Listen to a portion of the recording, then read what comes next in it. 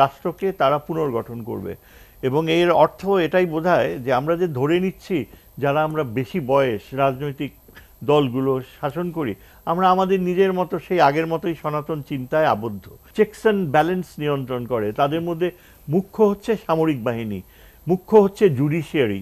হ্যাঁ, যদি judiciary last the বাক স্টপস হিয়ার আমরা বলি যে ফাইনাল ইন্টারপ্রিটেশন দেবে chief justice of the supreme court, বিচারে কি শাস্তি হয়, যারা এই পুরো প্রক্রিয়াটাকে ধ্বংস করেছে তাদের যদি এক্সেম্পলারি পানিশমেন্ট এক্সিকিউটেড না হয় সেটাই হবে পলিটিক্যাল ইনস্টিটিউশনস গড়ে তোলার এবং পলিটিক্যাল কালচারকে নৈতিকতায় আনার সবচেয়ে বড় মানদণ্ড। সংস্কারের যে উদ্যোগটা, এটাকে 6টা কমিশন হয়েছে, এখানে রদবদলের বিষয়টি তো আছেই। সার্বিকভাবে এটা কি সঠিক ট্র্যাকে আছে? আর পাইলটরা কি যথাযথ আপনি মনে করেন যে 6 জনকে নির্বাচিত করা হয়েছে, মনোনীত করা হয়েছে?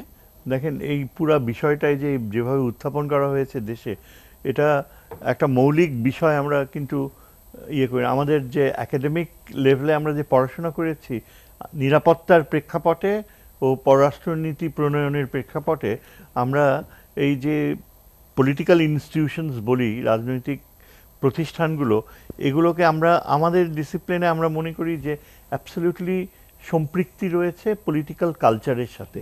অর্থাৎ রাজনৈতিক সংস্কৃতি ও রাজনৈতিক প্রতিষ্ঠান এক পারস্পরিক সম্পৃক্ত। একটা দেশের রাজনৈতিক সংস্কৃতি যত পরিবর্তিত হবে সেইভাবে রাজনৈতিক প্রতিষ্ঠানগুলো বিকাশ লাভ করবে, গড়ে উঠবে। আমাদের দেশে যে ঘটনাগুলো ঘটেছে 2024-এ, একটা রাজনৈতিক সংস্কৃতিতে একটা বিশাল একটা নতুন প্রভাব চলে এসছে।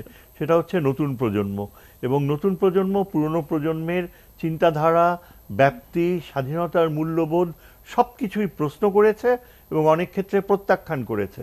তারা দাবি করেছে যে রাষ্ট্রকে তারা পুনর্গঠন করবে এবং এর অর্থ এটাই বোঝায় যে আমরা যে ধরে নিচ্ছি যারা আমরা বেশি বয়স রাজনৈতিক দলগুলো শাসন করি আমরা আমাদের নিজের মতো সেই আগের মতোই সনাতন চিন্তায় আবদ্ধ।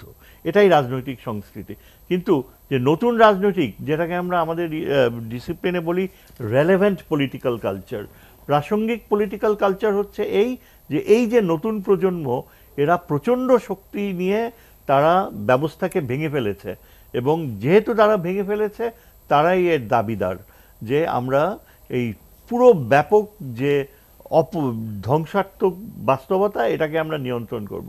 সুতরাং আমাদের এখানে একটা বিশাল ফল্ট লাইন, যে যারা এই যে প্রতিষ্ঠিত রাজনীতিবিদ বা অন্যান্য প্রতিষ্ঠানগুলোকে ডমিনেট করছে তারা ধরেই নিচ্ছে যে তারা আগের মতোই পরিচালনা করব, কিন্তু একটা সুপ্ত শক্তি সবকিছু অবজার্ভ করছেন। সেটা কি এই শক্তিটাকে আর সুপ্ত বলা ঠিক হবে? এই সুপ্ত শক্তিটা বিকশিত হয়ে এখন কিন্তু যেহেতু এই যে আমরা কমিশন তৈরি করেছি, পুরনো প্রাতিষ্ঠানিক কাঠামোগুলো মাথাচাড়া দিয়ে ডমিনেট করছে, এই শক্তিটা যারা এই নতুন বাস্তবতা পলিটিক্যাল কালচারের সৃষ্টি করেছে তারা এখন কিন্তু অনেকটা ইয়েতে রয়েছে, অবলিভিয়ানে রয়েছে বলতে গেলে, যে কোন স্টেজে যে তারা আবার রিঅ্যাসার্ট করবে সেটা গড়ে ওঠেনি।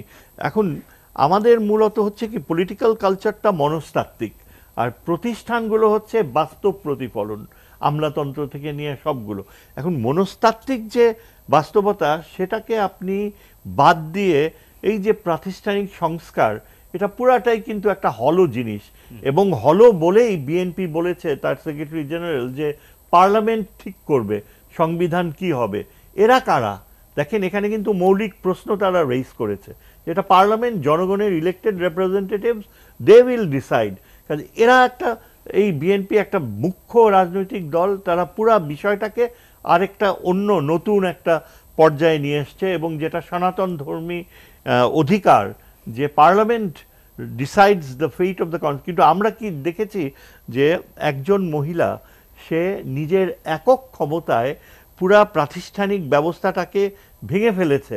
প্রথম ইলেকশনের পরেই 2012, যেটা রিলেটিভলি ইলেক্টেড ছিল 2009 ছিল, 2008, আচ্ছা, তারপরে যে কিছুটা বৈধতা ছিল, কিন্তু তারপরে ওই সময়টাতে কিছু অ্যামেন্ডমেন্টস যেগুলো আনা হলো, সেখানে অন্যান্য শক্তিশালী প্রতিষ্ঠান যারা চেকস অ্যান্ড ব্যালেন্স নিয়ন্ত্রণ করে, তাদের মধ্যে মুখ্য হচ্ছে সামরিক বাহিনী, মুখ্য হচ্ছে জুডিশিয়ারি, হ্যাঁ, যদি জুডিশিয়ারি দ্য বাক স্টপস হিয়ার আমরা বলি যে ফাইনাল ইন্টারপ্রিটেশন দেবে chief justice of the supreme court.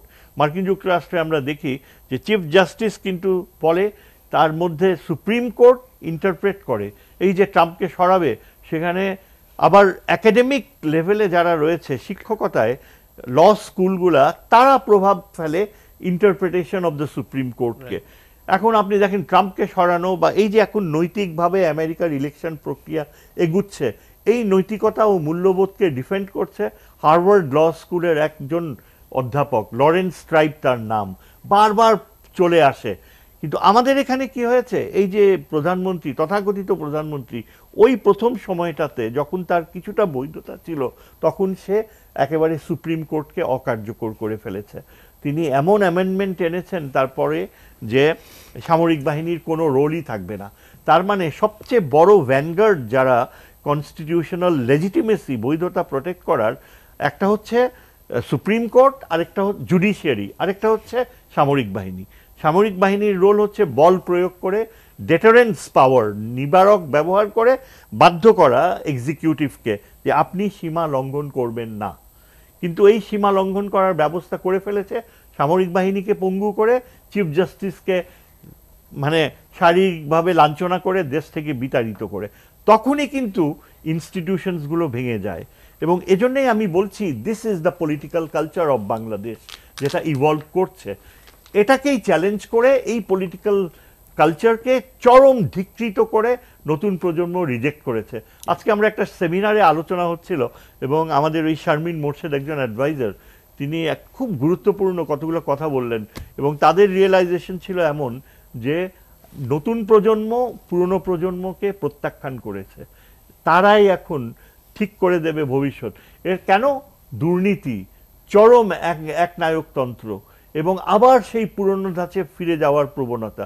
বিএনপির ব্যাপারটা যে তারা এফেক্টেড পার্টি ছিল, সাফারার্স ছিল, কিন্তু তারাও যে বিশুদ্ধ হবে, তারাও যে পার্লামেন্টে যে জনগণের কাছাকাছি একটা সংবিধান করতে পারবে, সেই নিশ্চয়তা এবং বিশ্বাস নতুন প্রজন্মে নাই। সুতরাং আমরা এখন যেটা দেখব আগামী দিনগুলোতে, সেটা হচ্ছে একটা এই কমিশন করতে পারেন, করতে পারেন, কিন্তু বেসিক্যালি বিষয়টা কিন্তু মনস্তাত্ত্বিক। আপনি জাস্ট আমলাতন্ত্রের নিয়মগুলো চেঞ্জ করবেন, আমলাতন্ত্র কি করে না করে সেটা নির্ভর করে এক্সিকিউটিভ কতখানি তার সীমা ছাড়িয়ে যাচ্ছে। জুডিশিয়ারিকে ভায়োলেট করা হয়েছে, এখন আপনি কি নিয়ম করে করে সেই সব নিয়মগুলো রাখতে পারবেন কিনা আমরা জানি না। তবে সেটা নতুন প্রজন্ম যে দেখবে, আগামীতে তাদের পা ফেলবে, এটা অস্বীকার করার কোনো উপায় নাই। সামরিক বাহিনী চাইবে যে তাদের যে ভূমিকা, তাদের যে ওই দণ্ডর কারণে তাদের যে ভূমিকা নস্যাৎ হয়েছে, এবং অ্যাবসলিউটলি এখন আমরা দেখতে পাচ্ছি যে কিভাবে সামরিক বাহিনী দেশের স্বার্থ বিক্রি করে একটা উপরের লেভেলের জেনারেলসরা একটা দেশের সাথে বিশ্বাসঘাতকতা করতে পারে, কোন পর্যায়ে নিয়ে গেছে যে নৈতিকতাবিহীন একটা সামরিক কালচার। এখানে পরিবর্তন হওয়ার কথা আমরা কিন্তু বলছি না। আমরা যেটা করব, চিফ জাস্টিস একজন রয়েছেন, তিনি অত্যন্ত উঁচু মানের বলা যায়, এবং তার শিক্ষাগত যোগ্যতাও অত্যন্ত উঁচু মানের, এবং সংবিধান সম্পর্কে তার যথেষ্ট লেখাপড়া রয়েছে, পাবলিকেশন, কি সে কিন্তু চুপ করে বসে আছে।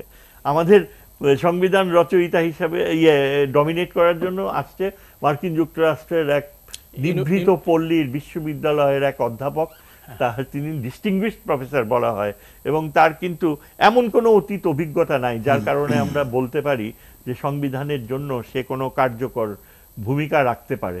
তবে কি কার্যকর ভূমিকা আদৌ রাখবে কি রাখবে না, সেটা নির্ভর করবে আগামী দিনগুলোতে সবচেয়ে যেটা ইনস্টিটিউশনস বা সংবিধানের জন্য, সেটা হচ্ছে আমার মনে হয় একটা জিনিসই শুধু সবচেয়ে কার্যকর, বিচারে কি শাস্তি হয়। যারা এই পুরো প্রক্রিয়াটাকে ধ্বংস করেছে, তাদের যদি এক্সেম্পলারি পানিশমেন্ট এক্সিকিউটেড না হয়, সেটাই হবে পলিটিক্যাল ইনস্টিটিউশনস গড়ে তোলার এবং পলিটিক্যাল কালচারকে নৈতিকতায় আনার সবচেয়ে বড় মানদণ্ড। এবং এই প্রক্রিয়াটা যখন শেষ হবে, যখন বিচার প্রক্রিয়া শেষ হয়ে শাস্তি দেয়া হবে, তখন দেখবেন একটা দেশে, এই দেশে ছাত্ররা মেনে নেবে যে পলিটিক্যাল কালচার একটা নৈতিকতার অধ্যায় এসছে এবং তখন পলিটিক্যাল ইনস্টিটিউশনসগুলো আপনি থেকেই ফ্লাওয়ার করবে।